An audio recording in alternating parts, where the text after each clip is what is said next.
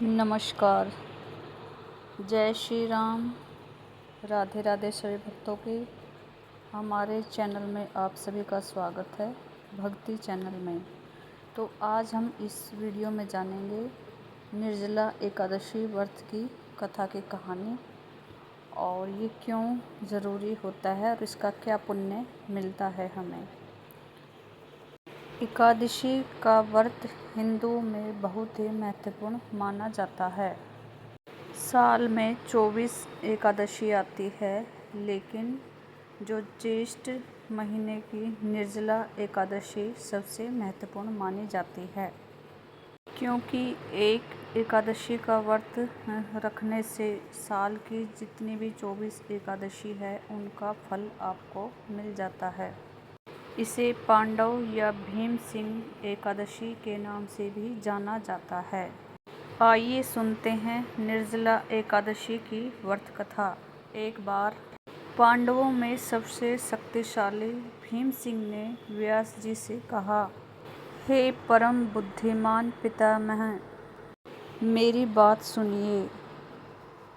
राजा युधिष्ठिर, माँ कुंती, द्रौपदी, अर्जुन, नकुल, सहदेव एकादशी को कभी भी भोजन नहीं करते और मुझसे भी यही कहते हैं, एकादशी को तुम भी कुछ मत खाया करो।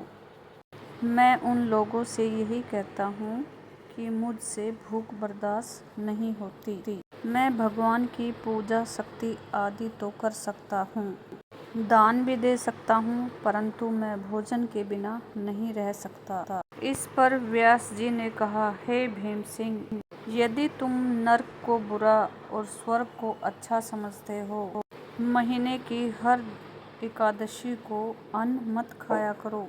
भीम ने कहा, हे पितामह, मैं तो पहले ही कह चुका हूँ, मैं भूख सहन नहीं कर सकता। यदि वर्ष भर में कोई एक व्रत हो तो मैं उसे रख सकता हूँ, क्योंकि मेरे पेट में वट नाम वाली अग्नि है, जिसे मैं खाकर ही मेरी भूख शांत होती है। मेरे भोजन करने से वह शांत रहती है। इसलिए उपवास तो क्या, मेरे लिए एक समय का भोजन भी ना करूं ये नहीं हो सकता। अथवा आप कोई एक ऐसा व्रत बताइए कि साल भर में मैं एक ही व्रत कर सकूं और मुझे स्वर्ग की प्राप्ति हो जाए। यह सुनकर श्री व्यास जी ने कहा, बड़े बड़े ऋषियों ने बहुत से शास्त्र बनाए हैं, बिना धन के ही स्वर्ग की प्राप्ति हो सकती है। शास्त्रों में बताया गया है कि दोनों पक्षों की एकादशी करने से मुक्ति मिल जाती है। श्री व्यास जी के वचन सुनकर भीम सिंह नरक में जाने से भयभीत हो गए। कहने लगे कि हे गुरुजी, 2 व्रत तो मैं नहीं कर सकता, पूरे वर्ष में एक व्रत करने का प्रयत्न कर सकता हूँ। वर्ष में कोई एक व्रत करने से मेरी मुक्ति हो जाए, कोई ऐसा एक व्रत बताइए। यह सुनकर श्री व्यास जी कहने लगे, ज्येष्ठ महीने की शुक्ल पक्ष की जो निर्जला एकादशी आती है, तुम उस एकादशी का व्रत करो। इस एकादशी में जल और आचमन के सिवा आचमन में 6 मासे से अधिक जल नहीं होना चाहिए, अन्यथा वो मद्यपान जैसा हो जाता है। इस दिन भोजन भी नहीं करना चाहिए, भोजन करने से व्रत नष्ट हो जाता है। निर्जला एकादशी के सूर्य उदय से लेकर द्वादशी के सूर्य उदय तक कोई जल ग्रहण ना करें, उसे सारे एकादशी व्रत के फल प्राप्त हो जाता है। द्वादशी को सूर्य उदय से पहले उठकर स्नान करके ब्राह्मणों को भोजन कराएं। ब्राह्मणों के भोजन के बाद खुद भी भोजन कर लेना चाहिए। इसका फल पूर्ण एकादशी का संपूर्ण फल आपको मिल जाता है। जितनी भी साल की एकादशी है वो इस एकादशी का सारी एकादशियों का पुण्य मिल जाता है। व्यास जी कहने लगे, हे भीम, मुझको यह बात स्वयं भगवान ने बताई है। इस एकादशी का समस्त तीर्थ और अन्य दानों से अधिक है। अगर मनुष्य निर्जला व्रत करता है तो उसे समस्त पापों से मुक्ति मिल जाती है। जो व्यक्ति निर्जला एकादशी का व्रत करता है तो यमराज भी उनके पास नहीं आता है।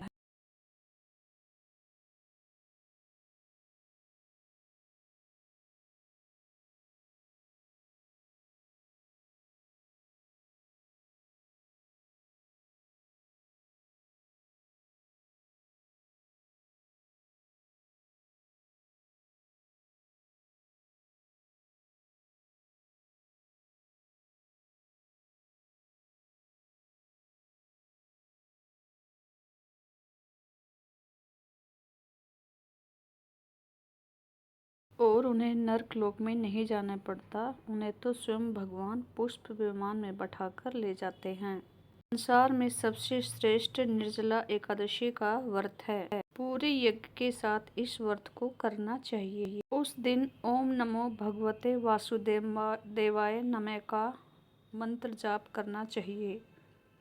अगर हो सके तो गोदान भी अवश्य करना चाहिए और भगवान विष्णु का नाम जपते रहना चाहिए। इस प्रकार श्री व्यास जी की आज्ञा के अनुसार भीम सिंह ने इस व्रत को किया। इसलिए इस एकादशी को भीम सिंह या पांडव एकादशी भी कहा जाता है। निर्जला एकादशी का व्रत करने से पहले भगवान जी से प्रार्थना करें कि आज मैं निर्जला व्रत करता हूँ या करती हूँ।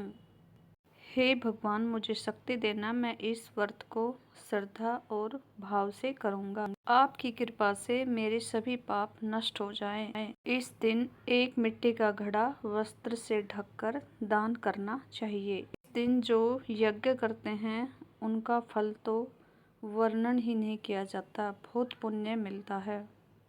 इस एकादशी व्रत को करने से मनुष्य विष्णु लोक को प्राप्त होता है। जो मनुष्य इस दिन अन्न खाता है वो चंडाल के समान है अथवा वो नरक में जाते हैं।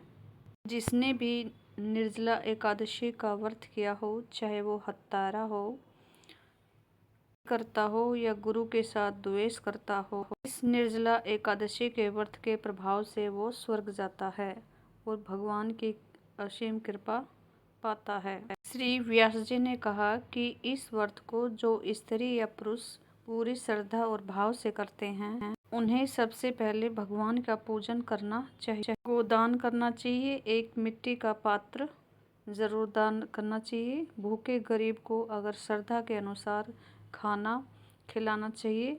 और सबसे है कि अगर आप प्यासे को पानी पिलाते हो, जो प्याऊ वगैरह लगाते हैं ज्येष्ठ के महीने में, वो सबसे पुण्य माना जाता है। और अपनी श्रद्धा के अनुसार दान पुण्य करना चाहिए, जिससे भगवान की असीम कृपा मिलती है और अपने भक्तों के वे सारे कष्ट दूर करते हैं। तो इस प्रकार निर्जला व्रत की ये एकादशी की व्रत कहानी है।